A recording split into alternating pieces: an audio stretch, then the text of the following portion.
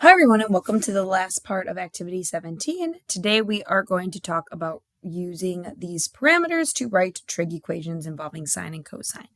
So we've talked a lot about parameters A, B, C, and D over the past couple of days. Today we are going to be using the features of the graph or some given information to help us write the equation involving a sine or a cosine. So for each of these, we have these parameters listed out, and oftentimes it's going to kind of depend on the situation for some of them. For instance, if there's a reflection, depending on, like, for instance, a cosine, are you starting at the max or is it reflected and you're starting with the min? For a phase shift, perhaps, if you need to move your graph to start either at the midline or a max or a min. Parameters A, B, and D, however, those are pretty straightforward, and to be able to find them, a lot of times you're using either the max and the min or the period to find each of those parameters. So each time, no matter if you are writing a sine graph or a cosine graph, you will have the same A, B, and D values. So for instance, if we look here, parameter A is going to be found by taking the max minus the min, and then divided by 2. So think about that distance between the max and the min, aka 6 units, divided by 2. Parameter A is going to be 3. Our period this time, it is taking us to make one full revolution of our graph, from max to min back to the starting point. Here it's taking 4 units. So when it comes for parameter B, we're going to take 2 pi divided by that period value, in this case 4. Parameter B is going to simplify to be pi over 2. And then for the parameter D, we're going to take our max plus our min divided by 2. So in this case, 0 divided by 2 is 0. We see that there is no vertical shift, which makes sense because we have that midline through y equals 0. So that's also going to be your midline factor there. So when it comes to writing a sine graph this time, if we look, it's almost like our graph at 0 is starting at our midline. However, it went down first. So one option we have for a sine graph here is just make it a reflected sine graph, because we can say we are starting at that midline, but going down first, the amplitude amount. And then we have our B value, pi over 2x. And then no midline to worry about shifting up or down. And then that would allow us to not have to even involve a parameter C for this one if we just made it a reflected sine graph. Now, if we wanted to make this a cosine graph, there's a couple different options we could have. For instance, our cosine graph, we could say we shifted to the left 1 unit. So we would say for like a cosine graph, for instance, still the same A value, cosine, B value, and then this time, because we shifted to the left 1 unit, we would say plus 1, and then again we don't have to worry about a D value because it's just 0. Another option, maybe you said that you wanted to shift this graph instead for the cosine to the right and start our cosine graph over here. So then you would have, again, a slightly different phase shift. All the other parameters are the exact same, but since we shifted to the right to start at 3, we would have a minus 3 in there. So notice there's a lot of different ways to interpret each of these graphs. It's kind of just depending on your starting point. The next example, we see another graph. And again, they want us to write cosine or sine for each of these. Now, again, regardless of cosine or sine, parameter A, B, and D will be the same for both. So reminder, for this first one, for A, you take your max minus your min divided by 2. So in this case, -1 minus -7 is 6, divided by 2, that would be 3. Parameter B then is going to be 2 pi divided by our period, which again is 4 on this one. And then for parameter D, we take our max plus our min divided by 2. So -8 divided by 2 is -4, which again makes sense because that's where we would see our midline through, and that's involved with parameter D. Now for a sine graph this time, we would want our graph to start at the midline, go up, down, back to the beginning. So for sine, again, a couple different ways you could write this. The first is we would have to shift our graph to the left 1 unit. So we would have pi over 2, x plus 1, and then this time we would have to involve that parameter D of -4. Maybe you wanted to start the sine graph all the way over here to the right 3. So again, to shift it all the way to the right, it would be very similar. You could shift it instead of just to the x plus 1, you would just change this to x minus 3 to show that to the right. So again, you have some options there. Our cosine graph this time, it's kind of nice. This starts at the maximum.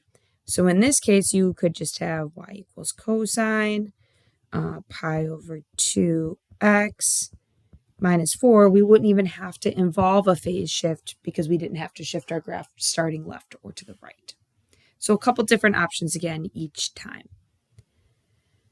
Now we also want to be able to use word problems when it comes to these graphs. So oftentimes you'll see situationally something with, for instance, the average temperature in a problem. So for instance, they're saying that the average low temperature is 23.5 degrees, and then the average high temperature is 47.5 degrees. So they're kind of giving us the max and the min in each of these by giving us that information. Oops, and then the max. And then it says the cycle repeats each year and changes. Our modeling a cosine graph, and we want to create a formula for the temperature in Buffalo. So again, think about if we started at month 0 and then 1, 2, 3, 4, 5, 6, 7, 8, 9, 10, 11, 12 kind of vibe, and we would go up maybe by 5, 10, 15, 20, 25, 30, 35, 40, 45, 50 to kind of see our scale here, and then start at 0 and then 1, 2, all the way through here, through our whole year. We would see again, if we're starting at an average of 23, we would start here, and by the end of our first year, we would be back to that 23.5. The max then would be occurring halfway through the year. 6, 7 months into it, we would see this max up here. 6 months in, that would be up here at about 47.5. So we see just a rough sketch here of this graph that they said they want us to use a cosine specifically this time. Well, again, regardless of what we're using, some of these parameters are going to be the same. For instance, A is going to be our max minus our min divided by 2. So 47.5 divided by, or minus 23.5 is 24, divided by 2 is 12. Parameter B then, we're going to take 2 pi divided by the amount of time it takes us to repeat, so 12 months. So that's going to be pi over 6 for our B value. And then parameter D, max plus min divided by 2. So in this case, that's going to be 71 divided by 2, which is about 35.5. So with our cosine graph, okay, notice we are starting in January at that minimum value, right? So we know that when we write this cosine graph, instead of having to involve a phase shift, we can just write a reflected cosine graph to show that we're starting at the minimum. A parameter, cosine, B times X, and then plus parameter D. So this is a nice option because it wouldn't involve a horizontal shift. If you wanted to write this so that it was shifted, halfway through in this case, we could also have involved a horizontal shift instead of a reflection. This time you would have to remember to have your B value factored out. You move to the right 6 months in. This also could work as a potential correct graph if you want to start at that maximum point instead. Our last example then for the day involves a Ferris wheel problem. It says that we have the Navy Pier Ferris wheel reaches a max height of 150, and the minimum as you enter the ride, you are 10 feet off the ground, and you will take 10 minutes to complete a full cycle. So 10, 20, 30, 40, 50, 60, 70, 80, 90, 100, 2, 3, 4, a little off the graph here. But if we make these each go up by 10, we know we start here at 10, and then 1, 2, 3, 4, 5, 6, 7, 8, 9, 10 minutes into the ride, you're back to that minimum value. And then halfway through the ride, 5 minutes in, is when we're going to hit that maximum at 150 feet off the ground. So we see kind of the cycle of our graph.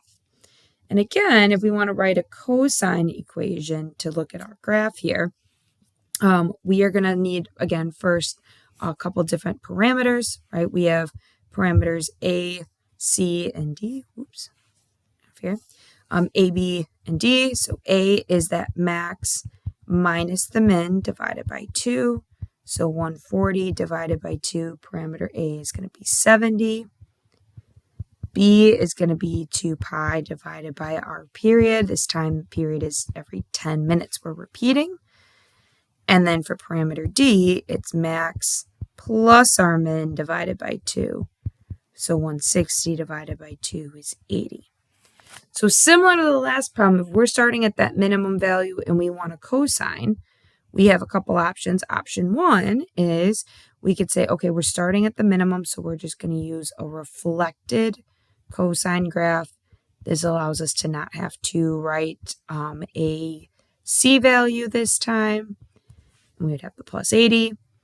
Or if you want to start this at that maximum value over here, at your max, you'd have to shift to the right 5 units to have this not be a reflected cosine graph. So you would do 70 cosine pi over 5 x minus 5 to show that shift, and then still plus the 80. So either one could work for that. Now this last part allows us to actually see, okay, 3 minutes into the ride, where would we be at? So we can use our calculators. If we go, make sure first of all that you are in radian mode, since we're dealing with the pi, it's like 2 pi over b as opposed to like 360. That's how we know we're using radian mode this time. And then we're going to just type this in using 3 minutes as our x value. So we would have, I'm going to use the first equation, negative 70 cosine pi over 5 times our x value of this time 3 minutes, and then, oops, tangent, close my parentheses, and then plus 80. Oops, I have one too many cosines in here. And then what we can see from there is that we just have one cosine. It's going to be about 101.6 feet in the air would be how far we are off the ground. Thanks everyone for watching. We'll work more with these in class.